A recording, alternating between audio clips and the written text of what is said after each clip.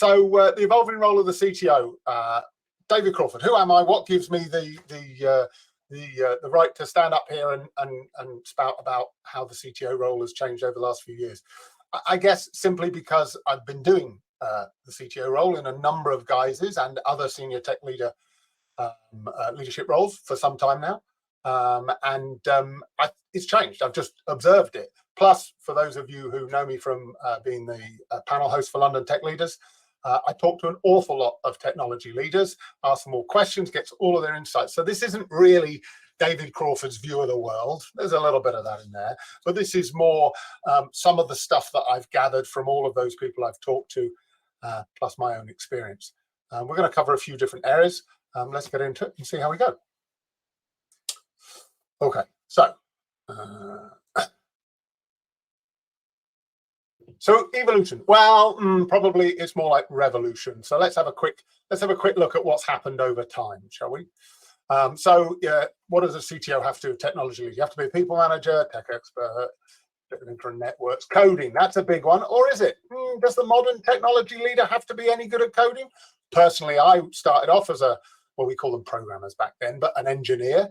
I wasn't very good at it. I've not kept it up to scratch, but I do understand that world.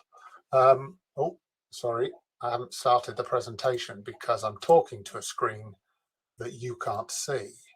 So let me just hold on 1 second. See, all things, technology, you got to love it, right? Give me 1 second. Okay, cool. Sorry, I was introducing myself and forgot to show you the screen.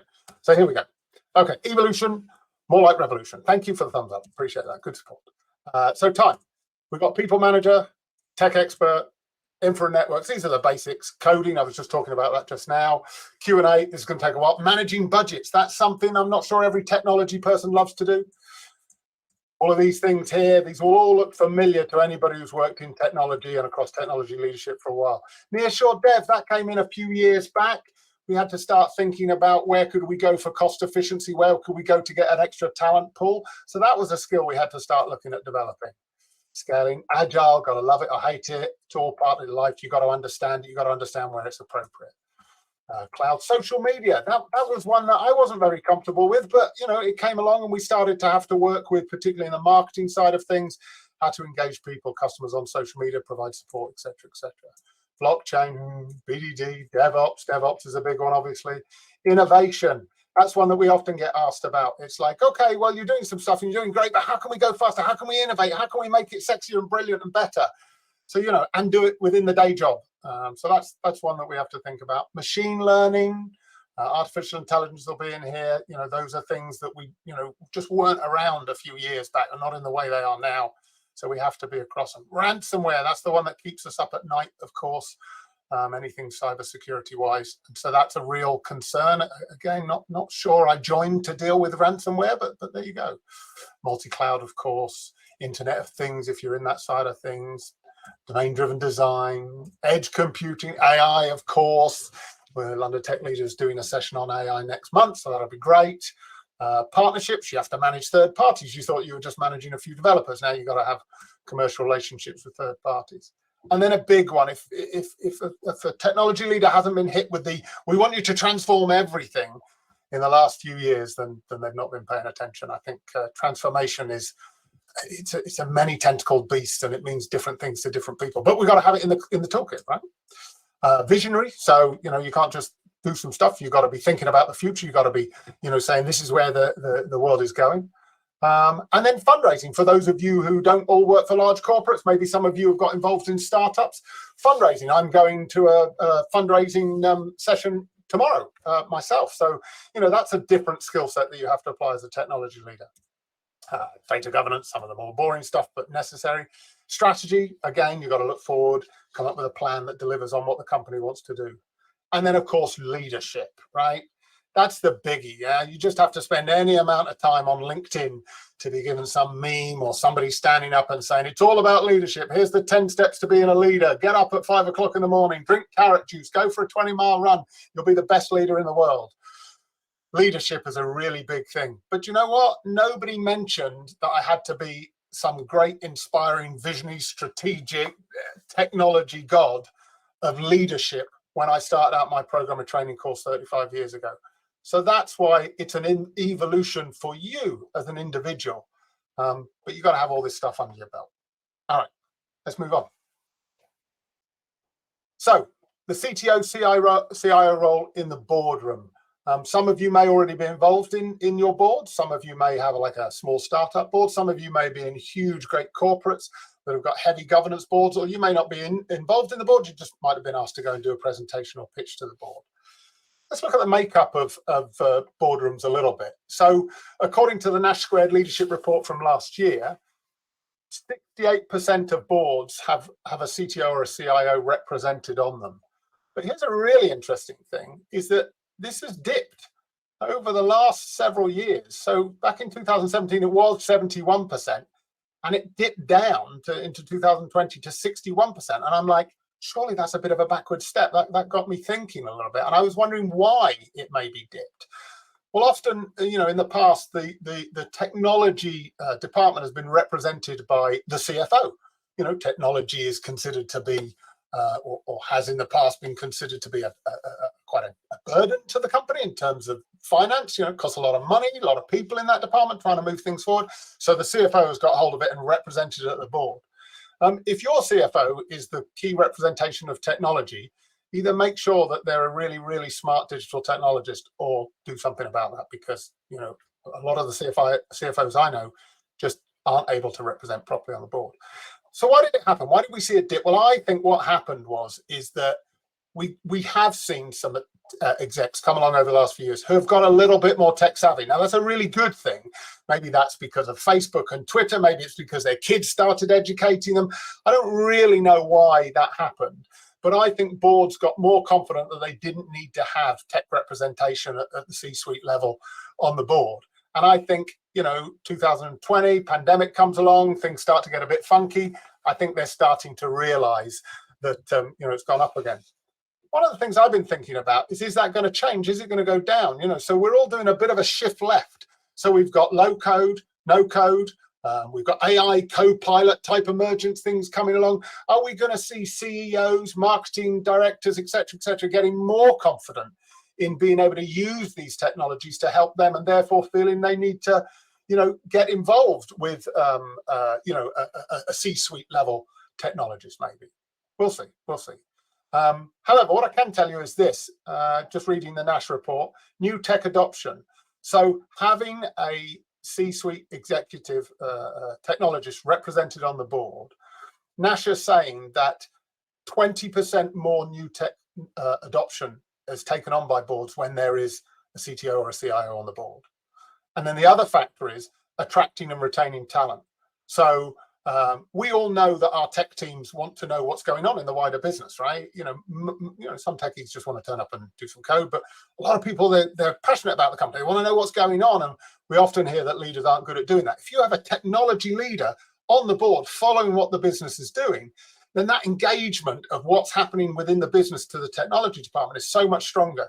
And again, the Nash report is saying that they've shown that where there is senior technology leadership on the board, they have a 25% uplift in attracting and retaining talent.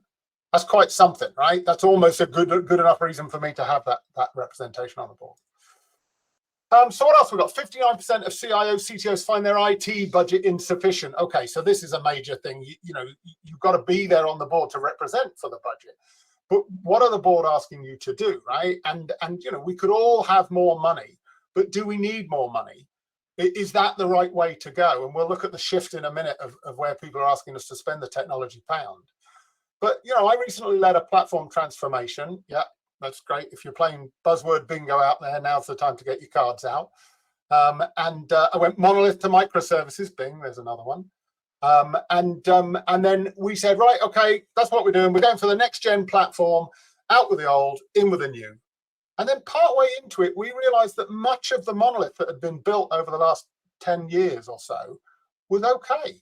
We did a bit of scaling work. We uplifted the security in a couple of places. We popped a few things out into modules where they could benefit from that. And we introduced a much more modern approach to release management, so we weren't sort of held behind massive release queues. And it turned out to be good enough. we drove the total cost of ownership down, and we found we could do more with it and then introduce new technology services. And so actually, we didn't waste money on just building new tech for the sake of building new tech. And that's something that CTO, CIOs have got to think about. So I think let's have a look at where it's gone from. So in the past sort of 10 years ago, it was make it work, focus around stability, performance, processes, making sure that what we've got there, don't want the website to crash, don't want the product to crash, want it to be up, want our uptimes to be good, all of that kind of stuff. There's been a shift over the last few years that I've seen, and it's to make it cost less. So they still want it to work, but they want it to do it less. So dev and ops efficiency in there. And then the second aspect that I've seen is get revenue from stuff we've built. So we've invested all this money in technology over the last few years. Let's make it count. Let's move forward on that. Let's see if we can sell it to somebody else. I worked recently, when I was at Naked Wines, we worked with a company called Gusto, the food company, direct-to-consumer food company, meals, I should say. They invested in their technology over a period of time. They got it as a subscription-based food platform, so good that they went, you know what? We could monetize this. We could go out. And they actually created a separate business called Bento. See what they did there. And they started selling it as modules or as a complete platform solution, right? So Gusto's tech turns out to literally be paying for itself. And I think that's something which companies are looking at. If you've built something good, you know, can we make more money from it, right? As well as make it cost less to do. So I think making board impact. So given you're at the board or you get invited to the board, you know that there's a budget imperative there to make stuff work, make it work cheaper, make more money for the company. But you have impact at the board. So for me, there are two things here. You have to be the tech voice and you have to be part of the business. You can't just be a supporting act. And I think a lot of you, this will resonate with you and your companies. Everybody says, yeah, technology is really important. It's really great. It's, you know, it's core to our business. But, you know, actually, it's just like accounting, really. It's just something that gets done there to support the real business, you know, the salespeople or the marketing people or whatever.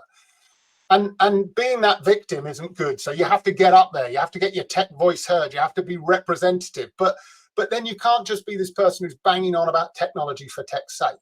And you have to therefore understand what the business is, what it's trying to achieve, what its goal is, what its mission is, you know, what it needs from technology. And if you're that, then, and you understand the missions and the goals, you'll be able to face into your team and get them to align with what the business is about. So that's the little, for me, making board impact is, yes, being that tech voice at the board, getting there, talking loud, making sure that people know what you're on about and why it impacts the business, but with that credibility of understanding where you're trying to go. I'll say one more thing about being part of the board as a senior technology leader. I went through this with a couple of companies I worked for, but really focused on it when my last role at Naked Wines, is that basically the board becomes your first team. So as technology leaders leading a team of devs, architects, testers, whatever, you know, we see them as our team. You've all got a bunch of direct reports. You know, they're really kind of like your guys and your girls, and they're there and you're kind of bonding with them and doing stuff with them and staying up late at night, making sure releases get done and all that kind of stuff. So that feels like that's your team. But actually the board is your first team, right? If you're on the board, if you're a member of that board or executive team, that's your first team. And that is where you really need to focus and build your trust relationships. And only by knowing and trusting your peers within that team, you know, will you be able to understand their strengths and weaknesses? So knowing where you can, you know, help them, support them, or where you don't need to cover them. And then, and including, you know, the weaknesses in your department as well as the strengths. And then you can jointly with them tackle that. And that's really, really important. And also, I think if you do that, and that's your team, and you understand the board and you can represent them well into your team and be that high performing team, then I think your team downwards will thank you for that. Yeah. Because in all the surveys that we all do for our people, they always come back and say, we need more and clear direction from the board. We need to know what's going on. Maybe we don't trust them enough. Can they talk to us a bit more and communicate to us a bit more? A recent 2023 Gallup employee poll suggested that less than 25% of most employees have trust in their leadership. Less than 25% have trust in their leadership. So that sounds like that's something worth investing time together with the board in. Not just you, but you and your executive team. Get it together, work out how to build those trust relationships. And then my last point on being effective in the boardroom is that, you know, if you've made it onto the board, if you've made it into the executive team as a senior leader, just remember that sometimes tech can be complicated, right? You want to build trust with these people. You don't want to bamboozle them. You don't want to like be going, yeah, well, it's difficult, isn't it? Right? You know, it's complicated, right? You need to get your explanation out to them. You need to help them come on the journey with you as to what you need to do with tech, what the tech is and where it's going, right? So that's really, really important that you do that and help them to demystify technology and understand the weaknesses and the benefits that technology can deal with in a business. I remember that I felt my role as CTO, this was, I wasn't the CTO, but I was the leader of a team delivering a new piece of technology when I worked at BT several years ago. And I remember that I was really sweating delivering what was asked of us for the business, and it was a bit hard on the team, but we were working hard, we were running hard, we were going for it. It was a real kind of, okay, yeah, let's really make sure that we deliver what they want. And my CEO came to me one day, we were just having a coffee catch up, and she said, you guys look like you're working really, really hard and everybody's really stretched and it's going. I said, yeah, well, you know, we've got to deliver. We said we deliver, so we've got to deliver. We're accountable if nothing else. And she said, I just don't understand why it's so hard. Can I help you? And I almost laughed. I didn't because I'm polite, but I almost laughed. How can the CEO who doesn't understand anything about technology help me? And she said, well, just talk me through where the challenge is. Anyway, there was this one big thing that was a real blocker for us, a real technology sort of mountain to get over. And I told her about this, and she just literally went, oh, well, that was just a nice to have. We didn't really need that anyway. And I was like, you are joking me. I've been like, you know, really whipping my team to get this done. And now you're saying it was a nice to have.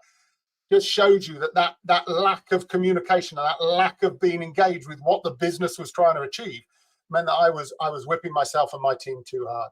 So that's why that engagement and making time to explain to your particularly non-technical executive colleagues what it's all about. Okay. Let's have a quick poll. So some of you may already have discovered it, some of you may not. You will see in the bottom right-hand corner, you might need to expand your screen if you haven't got it expanded. You'll see a little green S and the word Slido on it. If you click on that, you'll see a small poll. It says, what is the most important thing for a CTO to deliver on, you know, to make sure they get done? The choices are the development roadmap, the budget, live service uptime, keeping it going, cybersecurity, innovation, EDI, as in equity, diversity, and inclusion for your teams. So if you could all have a quick go at doing that, some of you may already have done it, some of you may not. I'll give you a second or two to finish it, and then hopefully, if you haven't found the emojis at the bottom, give me some thumbs up when you've done the poll. Yeah, there we go. You see, I'm getting a few thumbs going up in here. Woo! Look at that. It's quite fun. All right. There's not that many people on the call. They're all going click, click, click, click, click. All right. If you haven't voted, I'm counting down. 5, 4, 3, 2, 1. All right. So you should be able to see, but if you can't see, I'll tell you what it is anyway. So we've got a split of 29% of people think the development roadmap is the most important thing. 29% think innovation is the most important thing. We've still got people committing stuff because it just changed a bit. 19% think the budget and live service uptime are the most important thing. 5% think EDI, and in a shock poll, nobody thinks cybersecurity is an important thing for a CTO to deliver on. Okay, well, see me in my office later, because that definitely can't quite be the right answer, but there you go. So here's the thing, right? I've been a little cruel. The answer is kind of all of them, but I just set the poll up so that you couldn't answer all of them. And that's the key point, right? Is that it's tough at the top. You have to juggle all of these things. You can't really prioritize one over another, because if you don't get the budget management right, then you won't be able to get the live service uptime right. If you don't get the development roadmap right, then innovation might not be delivered. And cybersecurity is important, guys, but let's not focus on that for now. Okay, let me move on. he says. There we go. Okay, so it's tough at the top. How do we what are the things we've got to do as CTOs at the top? Okay, so there's the first top 3: live support, all about keeping that service up. If we've heard it once, we've heard it a million times. Live service is the top priority, which in reality means no one wants it to be a problem, but there are other things they want you to work on. So we just want magic to make sure the service stays up so that we can then spend all of our time doing other things, yeah? I've seen a company struggle, in terms of they must deliver new projects, but they have platform stability issues. And if they don't sort those platform stability issues, then they'll die in terms of associated contractual penalties. But if they don't deliver on the new features that they've promised, then they'll die of associated penalties for late delivery. It's a real kind of like, you got to sort it out. And the key here, and this won't come to a surprise as any of you, but it mustn't be about just IT to sort that out, right? It's not just tech's problem. You've got to work with commercial, you've got to work with operational support, you've got to work with all of them, yeah. And then, given that you're this person running around juggling budget cuts, cybercrime compliance, all of these things, you can add in your own here. There's lots of them, right? You think like, okay, famous last words, call me if you need me. Famous last words before you leave the building at 4 p.m. on a Friday, having just authorized that simple change.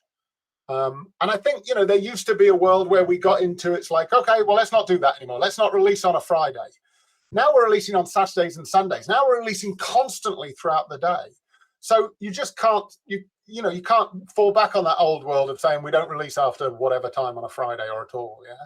And you've got to think about continuous integration and continuous deployment and see if you can build that into your organization. But do you know what? That's not always possible, especially if you're working in a small startup, because you could be the developer, the release manager, and the incident manager and support operations, or there could just be like a handful of you and you're all on a rota. So you really have to take that carefully, and you really have to think about the size of your organization and the maturity for how you're going to tackle that problem. But for me, you got to tackle the problem. Having your head in the sand and going, oh, it's all a bit crazy, I'll just deal with the next priority in front of me. You got to make sure you've got some rigor, some processes, some structure in place. I think the best approach, if you're able to, is to prioritize minimizing the impact of an outage through good monitoring, educated support engineers, and some kind of incident management process, even if you're the incident manager. So preparation here really helps to kind of relieve some of that burden. Anything to do with security and cybercrime has recently really stressed a lot of CTO CIOs. I see people leaving the business because of this, because they just can't handle it. And also they have to be experts in negotiating cyber insurance now, right? Okay. The average tenure, CSO Online did a survey, and the average tenure of a CISO is just 26 months, according to them. Now, maybe that's an indicator of them getting poached because it's a desired skill, or maybe it's an indicator of burnout. So again, something that you really have to think about. And then, of course, you've got all of the people stuff. Now, here's a really interesting controversial thing. Jet Rockets did a survey and put it in their IT and Dev Outlook report, and it said this: 82% of tech leaders, that's a lot, say they are worried that their organizations focus on environmental, social governance, ESG, and diversity, equality, and inclusion, DEI or EDI, initiatives conflict with their ability to focus on other areas of digital transformation that are crucial to, the business's success. So, just think about that for a second. It's like some of the initiatives which we're all driving towards and we're all saying is important for our companies from a sustainability point of view, from an inclusivity point of view, everybody is going to agree that they're really, good things. But in practical terms, they might be hampering our ability to move forward some of the key things for the business to be successful. That's just weird. How have you got to deal with that? The answer is you've got to deal with it all. So, for those of you who don't wear your underpants on the outside of your trousers, you might want to think about start doing that. So that's, the things that get you on a day-to-day basis. But then on top of that, and I've already touched on this a little bit about, they didn't teach you this when you were first starting out, is that there's a whole load of things that you'll hear. You'll recognize these words. You've got to be visible as a technology leader. You have to be an expert in absolutely everything. You have to be inspiring, right? You've got to be up the front. People have got to listen to you and follow you and find you, what you say to be inspiring. Then some smart Alex says, hey, you've got to come talk to all the customers, right? Or you've got to go to a show and you've got to present, on behalf of the business. So you have to be this ambassador for the business as well. Compassionate, right? If you're going to be in the leadership space, doesn't matter that it's technology, you've got to understand the world that we live in today. You've got to understand the demands that staff have across, their day-to-day lives. You've got to think about your customers. You've got to think about your suppliers. Compassionate's a big skill you've got to have. And then, of course, everybody wants you to be a mentor. You're looking around for mentors and nobody wants to mentor you, but everybody else wants you to mentor them. And what they mean by that is help me become you and get my career going. And then, of course, that one that you see on every single job advert that you apply for, any level from sort of head of director of technology up to CTO, CIO, hands-on. And you see it and you're like, well, I haven't coded for a while and I wasn't very good at it when I did. And they don't mean that. Often they don't mean that. You go back to them, and what they mean is they don't want an ivory tower leader, right? They want somebody who's going to work with the team, roll their sleeves up, help them when the going gets tough, give them some tough messages, say, no, we're not going in that direction, we're going in this direction. So don't be scared of hands-on, but do check what it actually means. So given all of these pressures, you need to look after yourself, obviously. So if you Google looking after yourself as a senior leader in a business, right, this is what it says. It says, prioritize time for self-care and relaxation to manage stress levels. I'm not sure I meant for my voice to go soft and squeaky, but there you go. And then stay physically active and maintain a healthy diet to sustain energy and focus. I mean, this is just great. And then it's like, seek social support and professional guidance when needed to address mental and emotional challenge. I mean, that got a bit heavy towards the end, right? But in practical terms, we all go, yes, these are good. And it's like, I've just swallowed a self-help manual. But blooming hard to do this stuff. Let's look at some of the things that might challenge you here. So, from the previous slide, the 24/7 support, incident management, cybercrime all the time, right? How do you prioritize time for self-care and manage your stress levels when you've got all that shit going on in your life, right? And then there's the things that people might say are, non-core things, right? Time for others, oh, can I have a coffee? I just want to talk to you about, my career and stuff like that. The commute versus work from home length, right? Commute's a bit of a ball ache, but at the same time, working from home, we're all extending our days, not having that downtime on the commute home. A lot of you have got kids, and for those who have, you'll know that that's quite a demand. And then at some point, you've got to sleep, right? All of these things, you just got to, just juggle them in, just be an expert at managing all of that. And then the one that a lot of people get, stay physically active, maintain a healthy diet. Well, the commute doesn't, trains have just about served porridge, right? I'm not sure it's the best porridge in the world, but, and pret-a-manger, you'll do you a salad sort of thing, yeah? But some of that is really difficult to get the right food choices, the right healthy choices when you're doing some kind of commute, yeah? And then fitting in time to get to the gym. Now, I'm 52 now. I know I don't look it, thanks very much. And I, I've had to start doing this. I've had to start I don't want to retire in whatever, how many years time and then die, right? So I'm at the gym, I'm making that time, but I'm sort of towards the other end of my career. I've had to build that time and I think it's the right thing to do. When you're in your mid 30s, 40s, and you've got kids and you're commuting and you've got all that pressure on you, that's the thing that goes, right? And so I wouldn't beat yourself up too much about that. Fit it in where you can, yeah? See what you can do. And then, I've got fitting in here. I'll talk about weakness in a second, but fitting in social here, right? So, it's difficult with the kids and all of that kind of stuff. Maybe you need to go the date night format with your partner, right? Maybe that's something to do. Maybe you need to get a mate to take you out for a beer once a month and say, look, if I say no, just ask me again. Just keep doing it. Maybe that's what you got to do. Maybe you like the cinema. That's your cool down thing. My thing when I used to commute a lot was that I had quite a long commute. I'd always spend the last 30 minutes, I'd shut my laptop and I'd watch a comedy on my iPad, something like that. And that just made me chill out a little bit before I got home, stop thinking about work and stuff like that. So you've got to fit in that social interaction somehow. Let me just talk for a moment about a note on being the leader and therefore not expected to show weakness. You probably haven't got to a senior level of leadership if you didn't have some decent resilience skills. And I think resilience is here. It doesn't mean you can't crack. Doesn't mean you can't break down in tears every now and again. If I'm confessional about this, I've cried in my career in the workplace, when it's all got too much. I've been overwhelmed by emotion and had to take a few moments to deal with that. It happens. It's not a bad thing, But resilience, building up that skill, and then having your internal network within your company, right? So spend time building solid trust-based and friendly relationships with your team, whether that's your first team in terms of your board, or whether that's the team under you. And when the going gets tough, talk to them about it. They will support you. And then one other thing that dovetails back to me talking about being an effective member of the board, right? Don't forget the CEO. It's really easy for everybody to say, well, the CEO's our boss and we're all peers together, so we all talk and stuff like that. I've phoned up my CEO before at the end of a stressful week and said, how are you doing? Right? It's a human thing to do, right? They'll absolutely thank you for it. And it just shows that compassionate side, and that you know that it can be tough for everybody everywhere in the organization.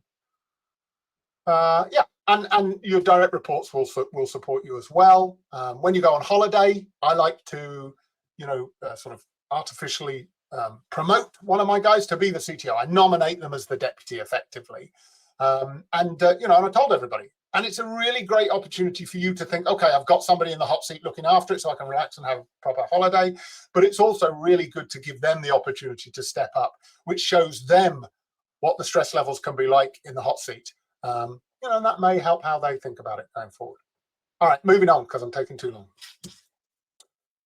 So different kinds of CTO, CIO engagement models. What have we got? Let's have a look. So obviously the permanent one. This is the traditional role. It's full-time, long-term.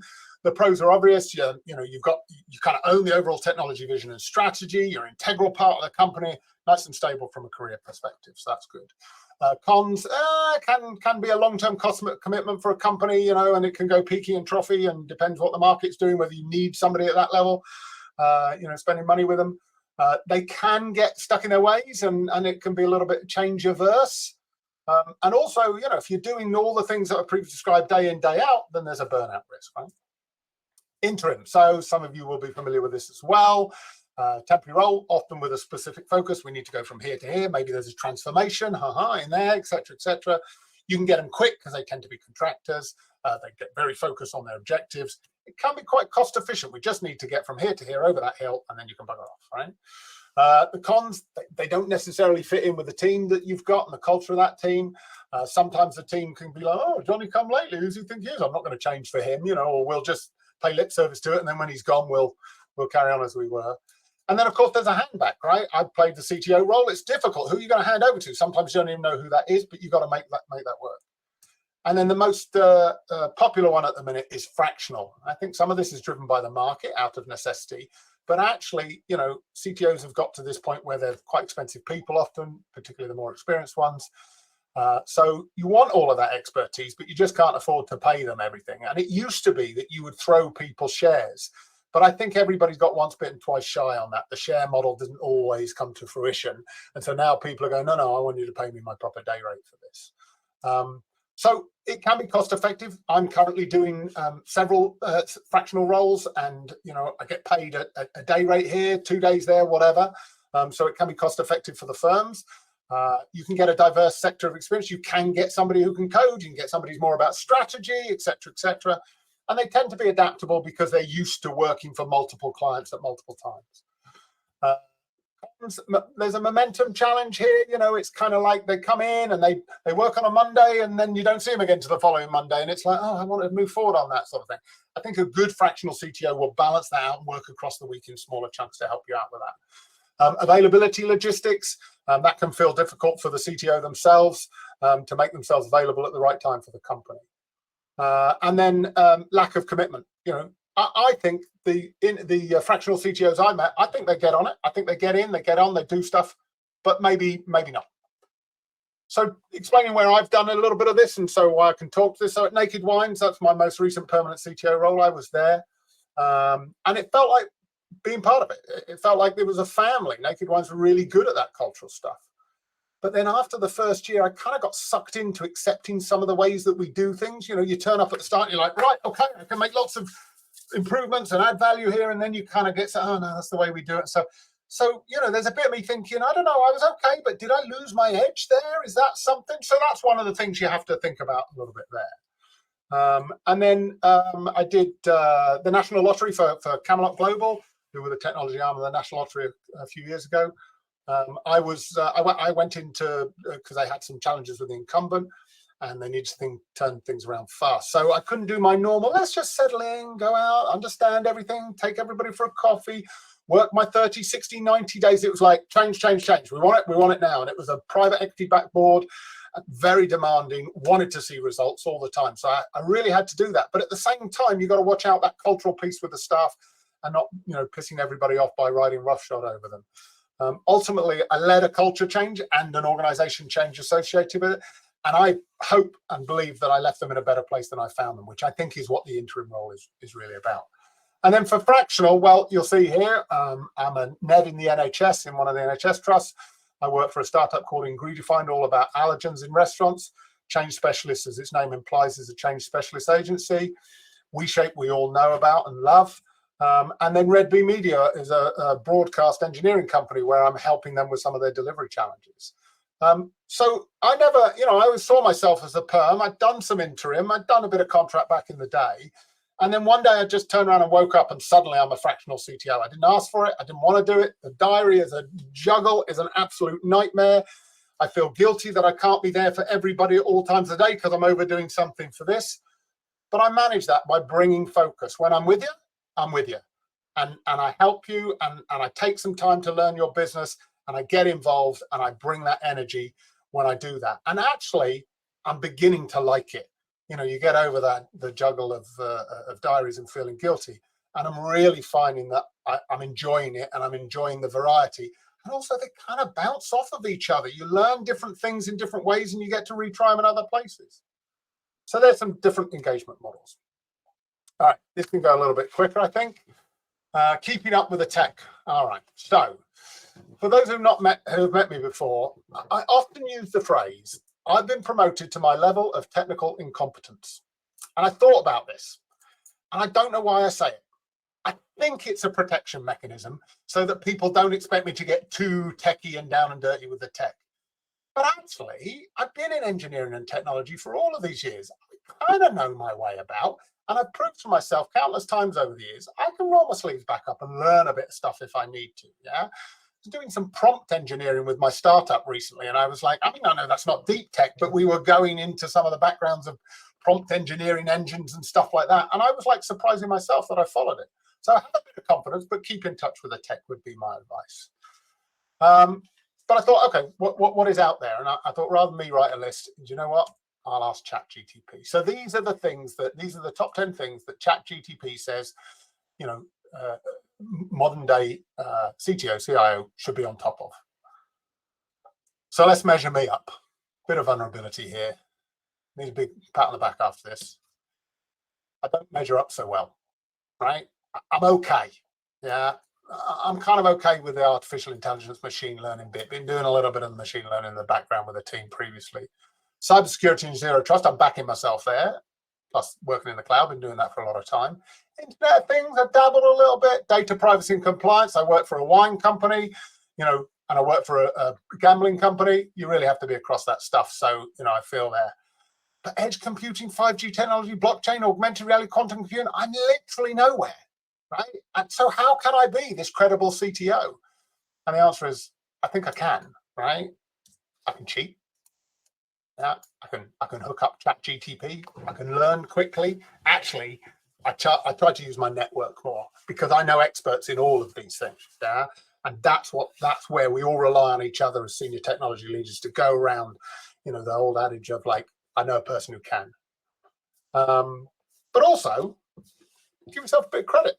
Look at all those things I wrapped up on the board at the start of this. Right, these are all things that we can do, and they all exist despite the advent of quantum computing, despite 5G technology. So you can apply lots of this skills and experience into a new world as you pick off different bits of technology. And to finish on, what makes the perfect modern CTO? I just don't know that I'm qualified to answer this statement. So again, I went to ChatGTP, which is cheating, of course, but it's good cheating. Leadership comes up bold in there. You can see a bit of artificial intelligence, even though it's stripped it out. IoT, some of the things we've already talked about. Plus, I asked it a combined question, prompt engineering, come to the front there. I asked it a combined question about skills and experience. And so that's why you'll see some of these are technology and some of these are more about the way you approach things. But here's interesting. I didn't see in this list, and this is, ChatGPT, right? I didn't see prompt engineering, which I think is going to be a big thing coming forward. Might not be for, CTOs, but all the whole shift left thing. That leads me to low code, no code. That's not in there. We're going to do a session on that for London Tech Leaders later in the year. I think that's a real area to be able to hand that power, to the left up the chain a little bit. Augmented reality, I still think that's got some way to go, but it's being used in certain industries. 5G, it's coming on. It's promised a lot. I'm not sure it's delivered yet, but bear with. Quantum computing, it's not in the list. I still don't really understand it, but it's there. And then I went a little bit off the normal sort of software thing. Autonomous vehicles, a lot of work being done here. A lot of stats coming out about how much safer they are than real people driving. I think that's a big area, and I think a lot of us are going to get associated technologies involved in that. And then up from my area where I live in Norfolk, biotech, agritech, and also robotics. I know robotics has been around in one guise or other for a while, but I think these are the things that are really going to change the way that we operate as a society going forward. And then, of course, from a process point of view, cost efficiency. We've all felt that recently. Actually, as CTOs, we're not the best people at sort of going, how can I save money? I've never, since I've held the senior roles, I've never not had a 10% cost efficiency target on my back.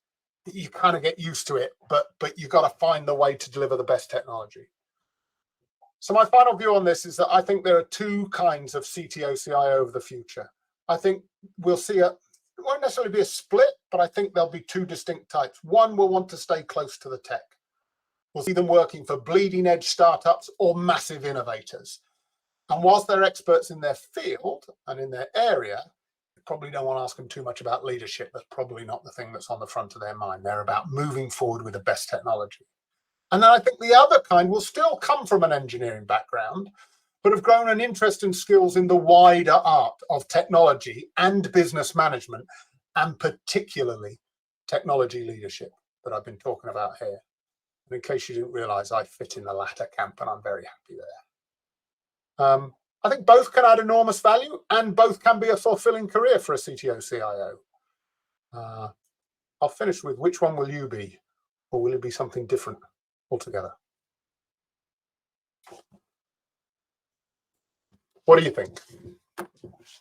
Okay, so I'm gonna stop sharing that, and we're gonna open this up for Q&A. So let's see what we've got. We've got some Q&A, some from Anonymous, one from Libamia. Hi. Okay, so we'll go for that one. Question: speaking of the CFO representing technology on the board, what are your thoughts on measuring engineering R&D productivity and how to do it, how to speak about it to the rest of the C-level and the board? Well, there's different things in here. At Naked Wines, we were following heading much more towards a sort of a DevOps, iterative release management style. I'm not sure the rest of the board really understood that. They were just like, does it mean we get stuff quicker? We're like, sort of. So we implemented DORA metrics. For those who don't know what they are, I haven't got time to go into it, but do a quick Google. And there's some really good metrics that the engineering team can focus and lead on and do some self-measurement on. I'm not sure that's the best way to explain it to the wider board and the rest of the business. I think goal alignment, whether you use OKRs, objectives, KPIs, a combination of all of those. I think, turning up and showing how what you've built is adding towards a goal or a mission that the company is on. I think that's really crucial. Some of that is explaining, some of that is using stats after you've released the functionality. So a little bit of iterative continuous improvement there to prove the points as you go forward. I'm not sure there's a perfect answer there. I think some of it is about how tech savvy the leaders in the company are and what it is that you're trying to show. Okay. Anonymous. Hello, Anonymous. How do you update the business in an engaging way about the engineering side and its priorities, while they rather want to focus on sales, etc. So how can I be visible but ensure it's not annoying or boring them? Well, so here's the interesting thing, right? I talked earlier on about, having that relationship and making the board your first team. Yeah. If you do that, if you bring your personality into that meeting and they get to know you and understand you, they're going to be interested in you. You're not just going to be sidelined as the guy who turns up every now and again and talks about some rubbish, right? They're going to be interested in you. And if you're interested in their part of the business, they will respect you and pay that back. I know that sounds counterintuitive, but believe me, when I've done that, it's how it happened. And in actual fact, I had this continuous back and forth with my CEO at Naked Wines, which was like, I'm like, yeah, you guys don't want to know that. It's boring. Just take my word for it, works. And he's like, I don't understand it, but I do want to know it. And so then that becomes, you have to be a technology translator, right? And if you can't do that very well, then find somebody who can. I've used external consultancies before to come in and help us paint a picture of our technology strategy. Me and my team, we came up with it based on what we thought the business requirements were. And I didn't want it to always be me up the front there talking about it. And so I asked my head of engineering to find a way of communicating that effectively. And I introduced him to a third party who came along and just helped him with a bit of positioning, a bit of branding. Now, not everybody can do that, but it's all about simplifying and explaining and being willing to go again and not seeing things like it's complicated, isn't it? Just go. Most people who are at the board level are reasonably intelligent people. Take your time, explain it to them, and then get them to ask you questions about it. Another anonymous, hope that helps. What has been the most effective strategies to keep up with the technology you've used to keep you relevant, but especially when you are juggling with everyday life challenges, parenting, job search, etc.? Yeah, it's difficult. It is difficult to keep up with all the technologies. I would say follow what interests you.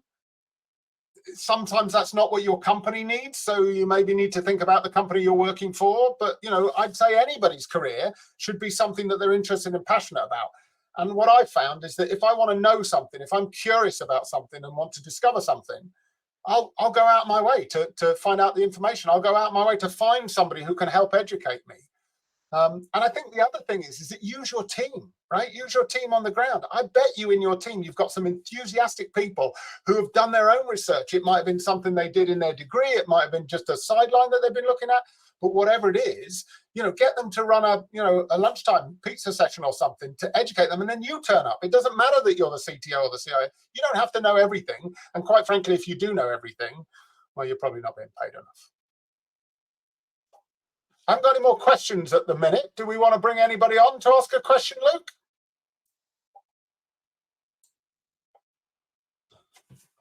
Let's see. Luke will come back a bit. Oh my goodness, I've got a question, asked an anonymous question here. Is anybody brave enough to come and join me on the stage and talk to me face to face for a few minutes? I'd like a chat. I feel like I've been talking at a computer screen. No, nobody wants to talk to me. Come on, somebody wants to talk to me. Deepak, come and talk to me. Bring him on, Luke. Bring him on.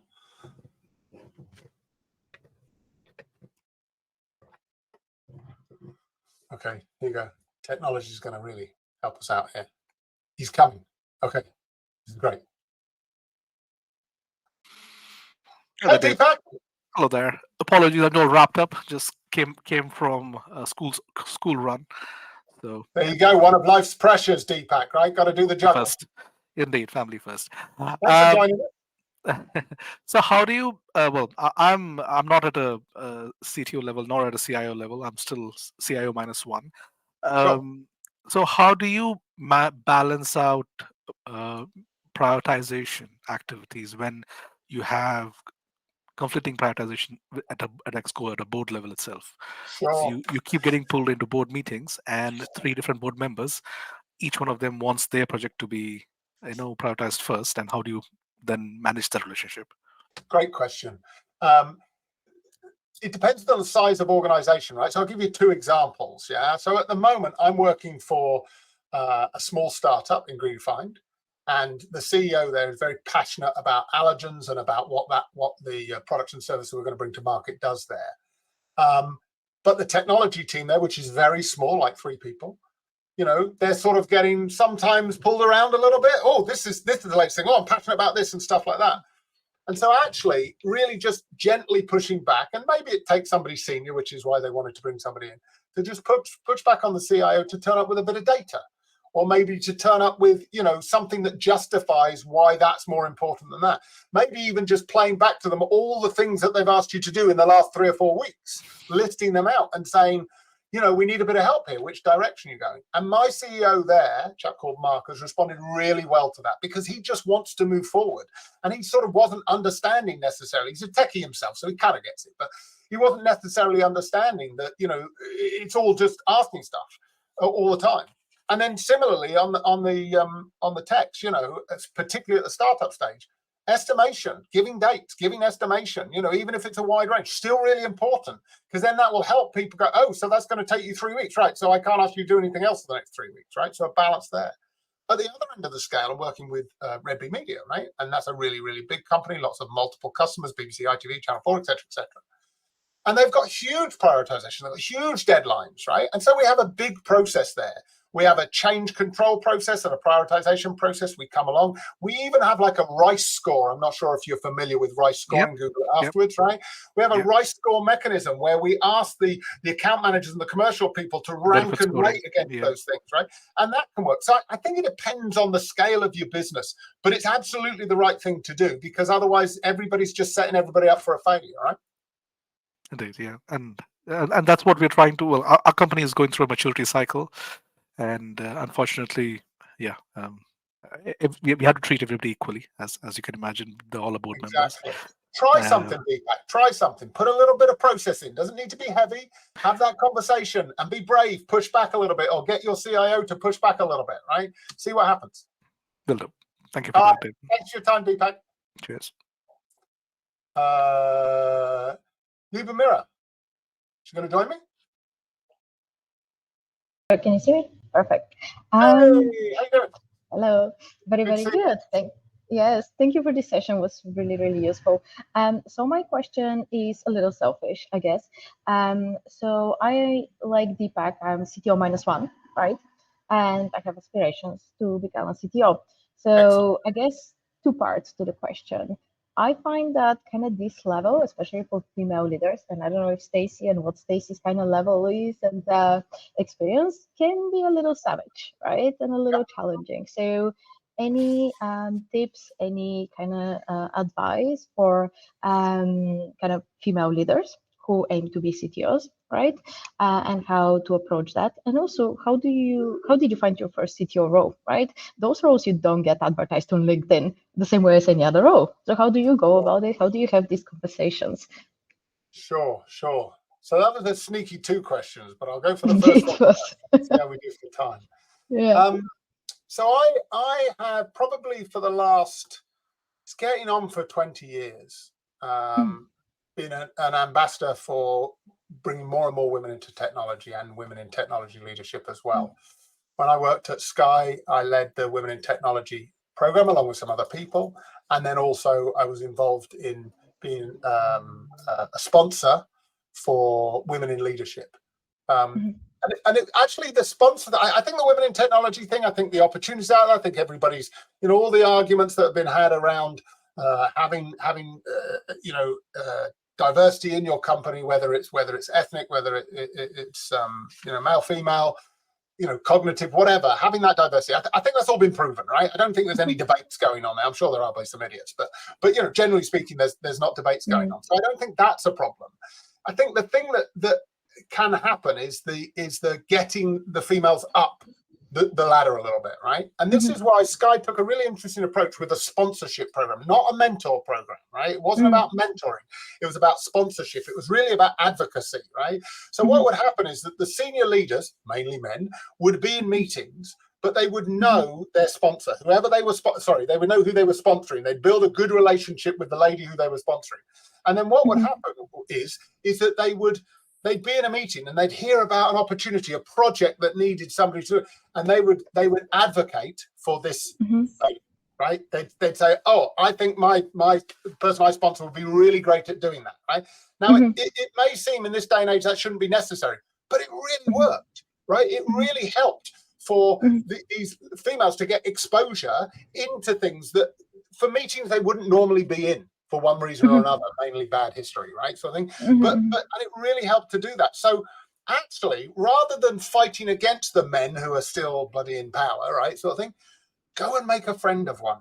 And tell them who you are, tell them what you can do, tell them about everything that you want to achieve and what your passion is, and then ask them to advocate for you, right? Literally say, look, you're there, you're already there, well done, pat on the back, you know, I feel good for you, right? So I think, help me, yeah? And the interesting thing is that women can do this as well, of course, right? And we hear a lot about sending the elevator back down and all of that kind of stuff, right? And that's great, but there's not enough of them yet in that position to be able to do that. So you need to get the men doing it as well. Yeah? And I think that can be really powerful. Thank you. The second question. How did you get your first CTO role? How did you get it? How did you make that jump? For those minus one. So network is all here, right? You know, having a decent network. If you want a better network, turn up at London Tech Leaders, you'll get one.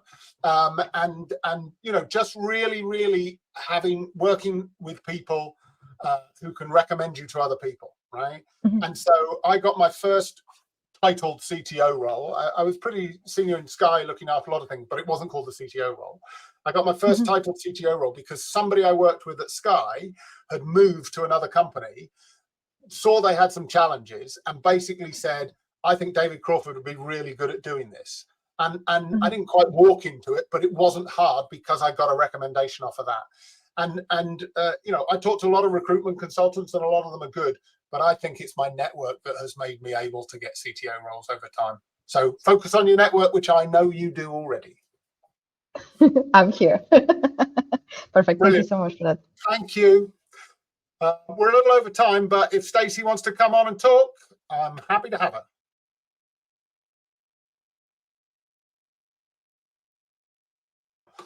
Here she comes.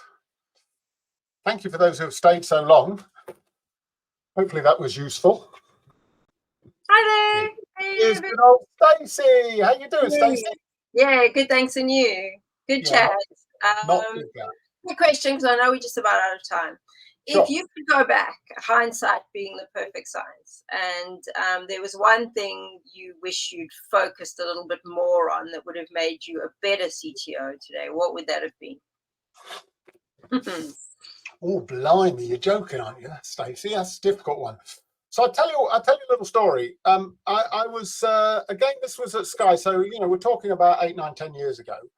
And my boss, who was one away from the CTO of Sky at the time, a great chap, he came to me, and he'd just been on a sort of a better me course, better leader course, right? So he was really, and we had my sort of monthly catch up, and he was being all sort of officious about it.